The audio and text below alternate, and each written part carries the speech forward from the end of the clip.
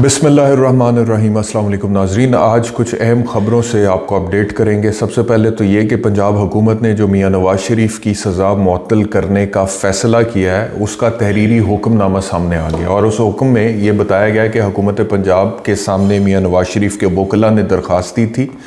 और हुकूमत ने फिर उन वकला को सुना है और उसके बाद हुकूमत ने मियाँ नवाज़ शरीफ के डॉक्टर को भी सुना है और मियाँ नवाज़ शरीफ के डॉक्टर ने हुकूमत पंजाब को ये इत्तला दी है कि मियाँ नवाज़ शरीफ की सेहत अभी तक ठीक नहीं है, उनका इलाज चल रहा है।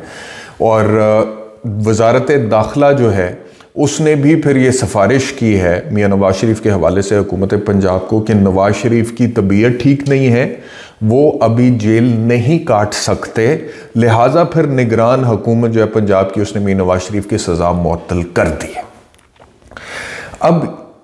आप देखें कि ये जो कुछ भी तहरीरी हुक्मनामे के हवाले से सामने आ रही है बात, इसमें अब आप मुझे बताएं कि इस वक्त पाकिस्तान की मुख्तलिफ़ जेलों में, मुख्तलिफ़ सूबों में जितने भी लोग सज़ा याफ्ते हैं और सज़ा काट रहे हैं, उनमें से कितनों की तबीयत ठीक नहीं है। बहुत सारे लोग जेल के हस्पतालों में होते हैं, बहुत सारे लोग जिनका जो बीमार इतने सीरियस होते हैं, जिनका इलाज जेल के अस्पताल में नहीं हो सकता, उनको कैद में होते हुए सरकारी हॉस्पिटल में शिफ्ट किया जाता है और उसको सब जेल करार दे दिया जाता है और फिर उनका इलाज वहाँ पर चलता है। तो ये किस केस में हुआ है कि जी इस कैदी की क्योंकि अभी सेहत ठीक नहीं है और ये जेल काट नहीं सकता, इस वजह से आप इसकी सज़ा मुअत्तल कर दें और उसकी सज़ा मुअत्तल हो भी जाए। ये कहाँ पे हुआ है? और दूसरा जिसके बारे में कहा जा रहा है कि जी इसकी तबीयत ठीक नहीं है और ये जेल नहीं काट सकता, वो शख्स जो है या वो कैदी जो है वो अदरवाइज़ अपनी भरपूर एक पॉलिटिकल कैंपेन लॉन्च कर चुका है और वो रोज़ाना की बुनियाद पे मुलाकातें भी कर रहा है और वो जलसों में तकरीर भी कर रहा है और पूरी दुनिया देख रही है, पूरा पाकिस्तान देख रहा है, जेल हुकाम देख रहे हैं, वज़ारत दाखिला देख रही है, हुकूमत देख रही है और वो आगे की पॉलिटिकल कैंपेन के हवाले से ऑलरेडी स्टेप्स ले चुका हुआ है और तकरीरें कर रहा है और बज़ाहिर उसकी सेहत सबको नज़र आ रही है, एवरीथिंग इज़ देयर। लेकिन उसके बावजूद इस बुनियाद पे कि वज़ारत दाखिला ने कह दिया कि वो अभी जेल नहीं काट सकता, तो उसकी सज़ा मुअत्तल कर दी जाती है। अब ये कानून के साथ मजाक नहीं है तो और क्या है? ये literally this is making a mockery out of the law. यानी कि फिर वो लोग क्यों ना कहें कि जी पाकिस्तान में दो निज़ाम है, एक वो जो ताकतवर के लिए है, जो अमीर के लिए है, ताकतवर के लिए है, और दूसरा वो जो कि एक आम पाकिस्तानी के लिए है। तो इस वक्त सूरत हाल एक तो ये है कि एक आम पाकिस्तानी जो है उसके साथ जो ट्रीटमेंट है तो वो अपनी जगह पे, दूसरा ये कि जो मियाँ नवाज़ शरीफ के सियासी हरीफ चेयरमैन पीटीआई इमरान खान हैं, उनके साथ जो सलूक हो रहा है वो आपके सामने। उनको उनके घर वालों को, उनके वकला को अभी तक वो कहते हैं जी जेल में महफूज खाना पाकिस्तान तहरीक इंसाफ के चेयरमैन को, इमरान खान को नहीं दिया जा रहा। घर से खाना लाने पे पाबंदी, उन्हें पिटिशनें करनी पड़ी कि सेल ठीक नहीं है, सेल जो है बेहतर में रखा जाए, उनकी जान को ख़तरा है, ये इशू है, वो इशू है, मुलाकात नहीं करने देते। वकला का बड़ा लिमिटेड सा एक वफ़द जो है वो मिलता है और उनका ट्रायल भी जेल में हो रहा है और उस ट्रायल में उनको जो है जो कानून के मुताबिक जो उनके हकूक़ हैं वो नहीं उनको मिल रहे हैं और open trial, public trial, fair trial जो किसी भी मुल्ज़िम का राइट है वो उनको नहीं मिल रहा। तो एक तरफ इमरान खान को जो बिल्कुल बेसिक फंडामेंटल्स हैं as an accused person under the law वो मुयस्सर नहीं है और दूसरी तरफ मियाँ नवाज़ शरीफ को इश्तिहारी मुजरिम होते हुए, सज़ा याफ्ता होते हुए प्रोटोकॉल भी मिल रहा है, सिक्योरिटी भी मिल रही है, वीवीआईपी मूवमेंट के तौर पे वो मूव भी कर रहे हैं, जलसे भी कर रहे हैं, जुलूस भी कर रहे हैं, कैंपेन भी चला रहे हैं, हिफाजती ज़मानत भी मिल रही है, वारंट मुअत्तल होके मनसूख भी हो रहे हैं, नैब भी कह रहा है कि हमें इस बंदे की ज़रूरत नहीं है, आप इसको बेशक ज़मानत दे दें, और अदालतें भी कह रही हैं कि आप तो लगता है कि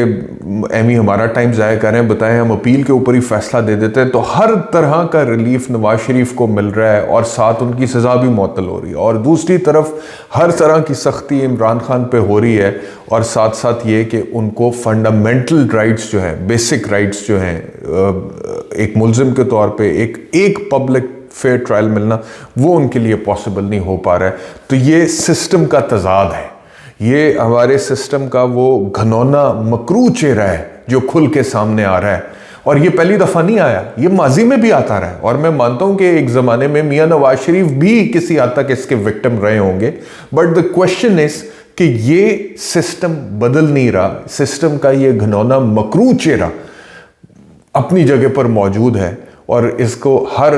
थोड़े अरसे बाद अवाम के सामने लाया जाता है और अवाम को उनकी हैसियत, उनकी औकात, उनकी अहमियत पता लग जाती है। तो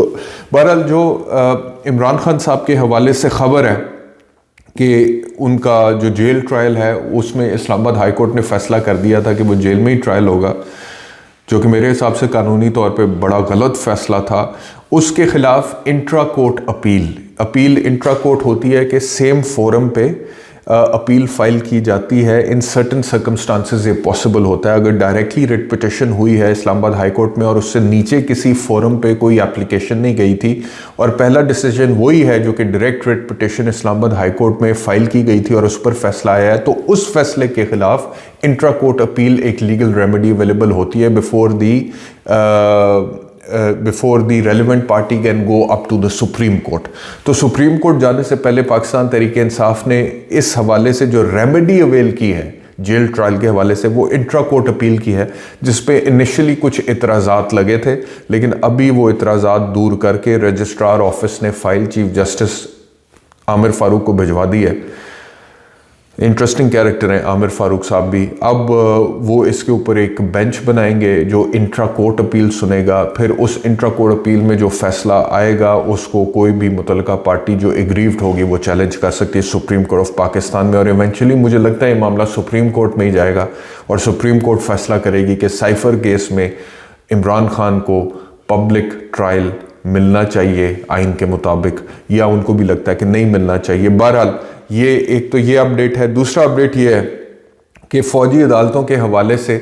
जो फैसला सुप्रीम कोर्ट ऑफ पाकिस्तान ने सुनाया था जिसमें अपील की बात हो रही थी, तो ज़राए अब ये दावा कर रहे हैं कि वो अपील तैयार हो गई है हुकूमत की तरफ से। सुप्रीम कोर्ट ने कहा था फ़ौजी अदालतें जो हैं वो आइन के मुताबिक नहीं है, तमाम सिविलियंस का ट्रायल होगा रेगुलर कोर्ट्स में, सिविलियन कोर्ट्स में। उस फैसले के ख़िलाफ़ अपील तैयार कर ली है हुकूमत ने और ऐन मुमकिन है कि कल सुबह वो अपील फाइल कर दी जाएगी और सुप्रीम कोर्ट में फिर एक लार्जर बेंच इस हवाले से बनेगा और उसमें फिर प्रोसीडिंग चलेगी और वो फिर फैसला सुनाएगा कि फ़ौजी अदालतों में सिविलियंस का ट्रायल हो सकता है, नहीं हो सकता। 5 जजेस ऑलरेडी कह चुके हैं कि नहीं हो सकता। अब उससे बड़ा जो बेंच बनेगा वो फैसला जो देगा वो इस अपील के नतीजे में होगा, जिस अपील के हवाले से ज़राए का दावा ये है कि वो तैयार हो चुकी है हुकूमत की तरफ से और उसको फाइल सुबह तक कर दिया जाएगा और अटॉर्नी जनरल फिर बहस करेंगे। इन द मीनवाइल सवाल ये पैदा होता है कि जब तक ये अपील फाइल नहीं होती है, इसका फैसला नहीं होता, क्योंकि अब एक फ़ैसला सुप्रीम कोर्ट का आ चुका है, वो इन फील्ड है कि जी फ़ौजी अदालतों में ट्रायल नहीं हो सकता सिविलियंस का। तो इन द मीनवाइल अब क्योंकि एक फाइंडिंग सुप्रीम कोर्ट के 5 रुकनी बेंच की आ चुकी है, तो उसकी रोशनी में वो 103 लोग जो इस वक्त फ़ौज की तहवील में हैं, क्या उनको सिविलियन इदारे की तहवील में दिया जाएगा या वो फ़ौज की ही तहवील में रहेंगे तब तक जब तक कि अपील फाइल नहीं हो जाती और उसका फैसला नहीं आ जाता। ये एक इम्पॉर्टेंट क्वेश्चन है क्योंकि अपेरेंटली बज़ाहिर कानूनी तौर पे अगर इसको देखा जाए तो कानूनी तौर पे जब सुप्रीम कोर्ट के एक बेंच ने फाइंडिंग दे दी है और अभी तक वो चैलेंज नहीं हुई है और चैलेंज होने के बावजूद अगर वो हो भी जाए मिसाल के तौर पे उसको स्टे नहीं किया जाता, तो जो फैसला सुप्रीम कोर्ट का 5 रुकनी बेंच दे चुका है वही कानून है, दैट इज़ द लॉ। और कानून के ऊपर इम्प्लीमेंटेशन फौरी होना चाहिए, ये एक कानून का स्पिरिट है। लेकिन अब इम्प्लीमेंटेशन होगा या नहीं होगा, इंतज़ार किया जाएगा या कोई स्टे मिल सकता है एक लार्जर बेंच की तरफ से, ये सारी चीज़ें जो हैं ये आने वाले दिनों में क्लियर हो जाएंगी और आप लोगों को भी पता लग जाएगा। एक और अहम खबर है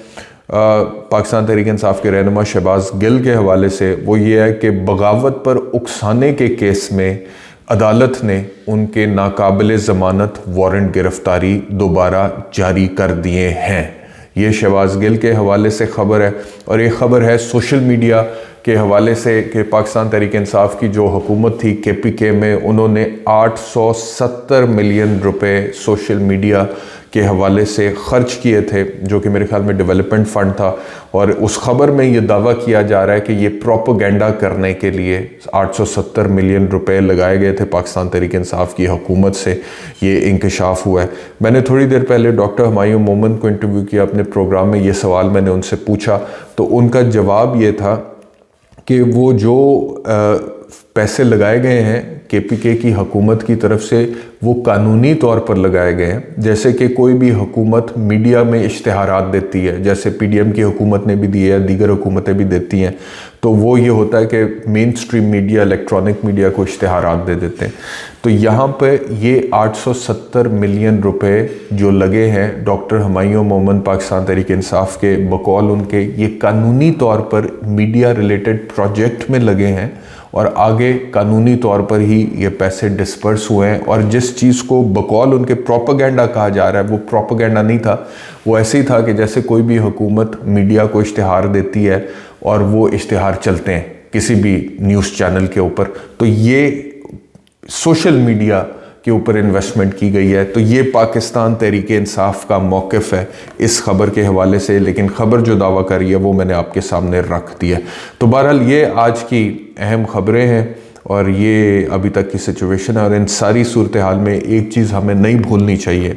वो ये है कि फ़लस्तीन में अभी तक जुल्म व बर्बरियत की दास्तान रकम हो रही है। इस वक्त तक शोहदा की तादाद 6000 हो चुकी है, जिसमें से 2000 बच्चे हैं जो शहीद हो चुके हैं। और अभी तक सिचुएशन कंट्रोल में नहीं आ रही है। अभी तक बैनुल-अक़वामी सतह पे जो कुव्वतें हैं वो इस बर्बरियत को रोकने में नाकाम है। आगे कितनी देर तक ये चलेगा इसके ऊपर भी अभी कुछ नहीं कहा जा सकता, क्योंकि जो सिचुएशन पहले थी उसी तरह की सिचुएशन अभी तक ऑन ग्राउंड है। बहरहाल बहुत शुक्रिया वीलॉग देखने के लिए। अपना ख्याल रखिए। अल्लाह हाफ़िज़।